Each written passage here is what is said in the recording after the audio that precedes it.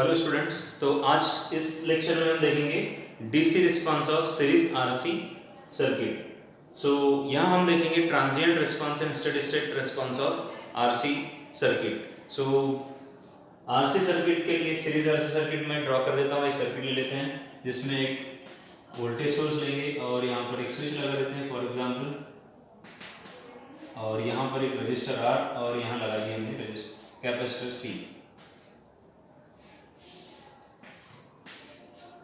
V।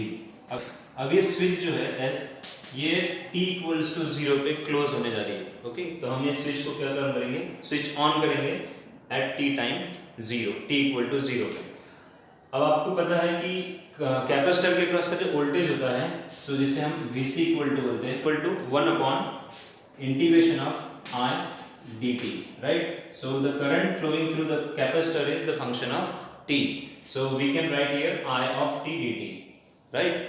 सो अब जैसे हमने इसको स्विच को क्लोज कर दिया, तो फॉर एग्जांपल मैं यहाँ पर स्विच क्लोज कर देता हूँ, तो ये इस तरह से दिखेगा, राइट। और यहाँ से अब आपका करंट फ्लो होना शुरू हो जाएगा I। सो अब ये क्लोज लूप सर्किट पे KVL अगर अप्लाई करते हो, so apply KVL, so what I will get, so I will write here V equal to voltage drop across R resistor is IR plus voltage across C means VC equal to 1 upon C integration of I dt। Okay, now अब इस equation को solve करना है आपको, तो उसके लिए हमें क्या करना चाहिए, इसे एक तो डिफरेंशियल इक्वेशन में कन्वर्ट कर दो। तो डिफरेंशियल इक्वेशन में कन्वर्ट करने के लिए हमें क्या करना पड़ेगा, हर एक यहाँ पर जो टर्म्स है उन्हें डिफरेंशिएट करेंगे विद रिस्पेक्ट टू t। तो क्या मिलेगा मुझे, इसे डिफरेंशिएट कर देंगे तो वोल्टेज जो यहाँ पर लगा हुआ, तो दिस वोल्टेज इज कांस्टेंट, तो dv by dt हमारे पास जो मिलेगा वो रहेगा 0, क्योंकि कांस्टेंट का डेरिवेटिव 0। यहाँ पर क्या मिल जाएगा, r into di by dt plus integration derivative से कैंसिल हो जाएगा, तो 1 upon c देगा i, राइट। इसे रीअरेंज कर देते हैं, सो मिलेगा r di by dt plus 1 upon c i equal to 0। अब ये r को भी मुझे इधर शिफ्ट करना है, तो क्या करना पड़ेगा, डिवाइड कर दीजिए r को हर एक टर्म से, तो हमें क्या मिलेगा, यहाँ पर डिवाइड करेंगे तो r से r cancel, di by dt plus 1 upon rc i equal to 0 by r मतलब 0। So now this is equation number 1 and we can now compare this equation with the first order differential equation, and what it is, compare this with first order differential equation, and it is dy by dx plus py equal to q। Okay, so इसका solution क्या होता है, इसका solution होता है y into e to the power integration of p dx equal to integration of q into e to the power integration of p dx plus k, right. So इसे solve करेंगे हम यहाँ पर, तो हमारे पास इस इक्वेशन में क्या है, y की जगह i है, x की जगह t है, p की जगह 1 by rc है और q की जगह 0 है, राइट। तो यहाँ पर हम लिख देते हैं y equal to i, x equal to t, p equal to 1 by rc and q equal to 0। Now put this values into this equation, means solution पे, तो यहाँ पर क्या मिलेगा, I into e to the power integration of p dx की जगह क्या हो जाएगा, 1 by rc dt equal to integration of q की वैल्यू तो 0 है, तो ये टर्म्स 0 हो जाएगा, मतलब इस पे नहीं भी लिखे तो चलेगा, पर लिख देता हूँ मैं 1 by rc dt plus k। Okay, so rearrange it, इसको सॉल्व करेंगे तो क्या मिलेगा, e to the power 1 by rc constant है, 1 by rc बाहर निकल गया, इंटीग्रेशन dt का मतलब हुआ t, ओके, इक्वल टू ये टर्म हो जाएगा 0, बचेगा क्या, k। ओके, c लिखते हैं या तो फिर k लिखें, okay, no problem.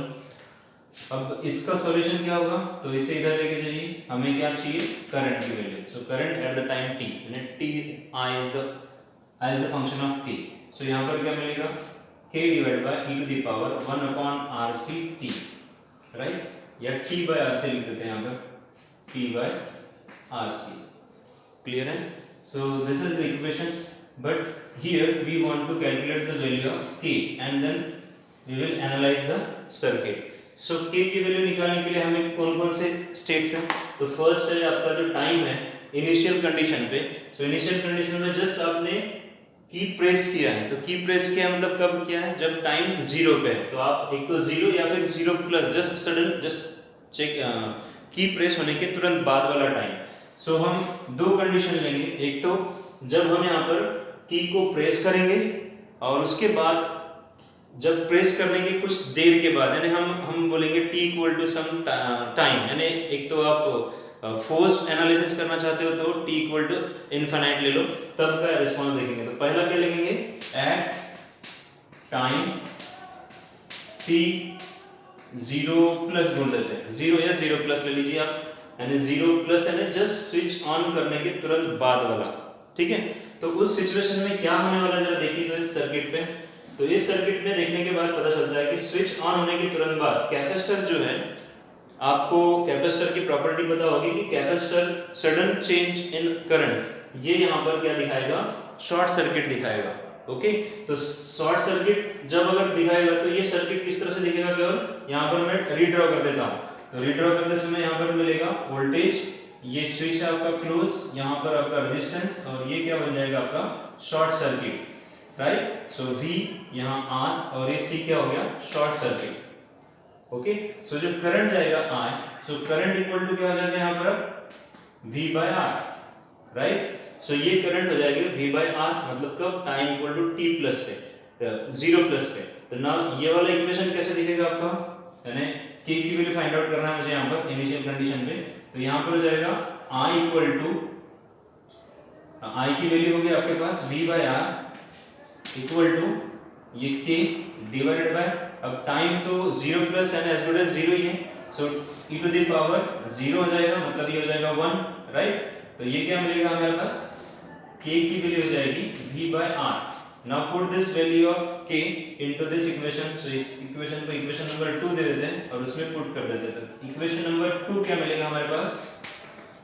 i equal to k की वैल्यू हो गई v by r, so v by r, और ये e to the power t by rc को मैं ऊपर लेके जाऊंगा तो क्या मिलेगा? e to the power minus t by rc। Okay, so ये जो इक्वेशन दिख रहा है इससे आप ग्राफ प्लॉट कर सकते हैं और देख सकते हैं कि किस तरह से रिस्पांस मिलेगा। ओके, सो यहाँ पर क्या दिख रहा है? I equal to v by r e to the power minus t by rc, right? 1 by rc यहाँ पर क्या मिलेगा? Time constant. देखिए जब आप RL एनालिसिस करते हो तो उसका टाइम कांस्टेंट क्या बनता है? R by L। लेकिन जब RC सर्किट कनेक्ट करते हैं सीरीज में कैपेसिटर रेजिस्टर, तब आपका टाइम कांस्टेंट क्या बन जाता है? 1 by RC, या फिर हम कहेंगे यहाँ पर RC, राइट? तो इसकी जो वैल्यू है यानी e टू द पावर जो माइनस समथिंग जो हम देंगे यहाँ पर, टाइम को हम जब अप्लाई करते जाएंगे, टाइम की वैल्यू 0 डालेंगे, तो 0 डालेंगे तो e टू द पावर 0 मतलब 1 होगी, तो ये एट मैक्सिमम रहेगा। अब मैक्सिमम रहेगा मतलब क्या हुआ? करंट उस समय में मैक्सिमम रहेगा। तो करंट उस समय मैक्सिमम रहेगा तो कैसे रहेगा? तो चलिए यहाँ पर ड्रॉ करके दिखाता हूं मैं।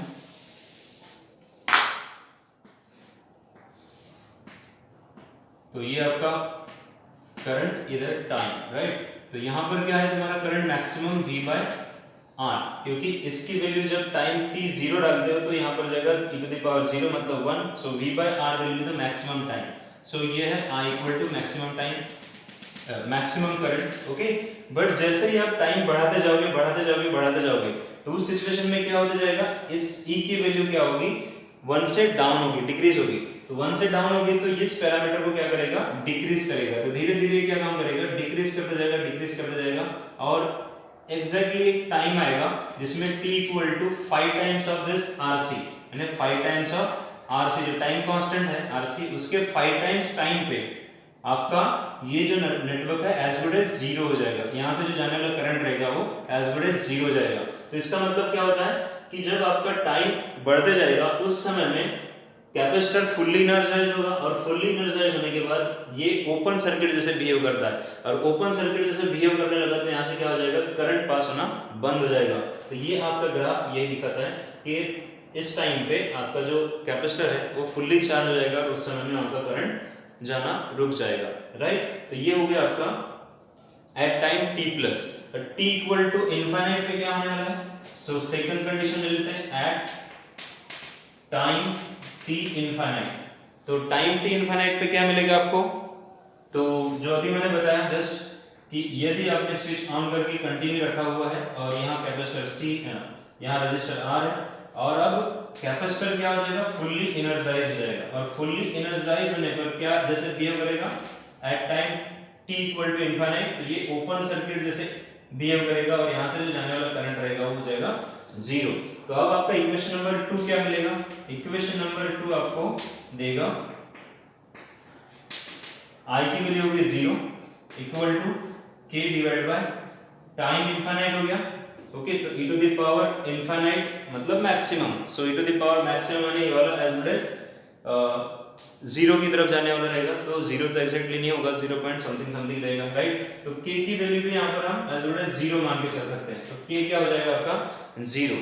सो यहाँ पर यदि 0 डाला तो k की वैल्यू 0 होने से I की वैल्यू भी 0 हो जाएगी। मतलब कहने का मतलब यह है कि at time t equal to infinite आपका कैपेसिटर ओपन सर्किट जैसे बिहेव करेगा और यहाँ आगे क्या होगा? करंट 0 हो जाएगा।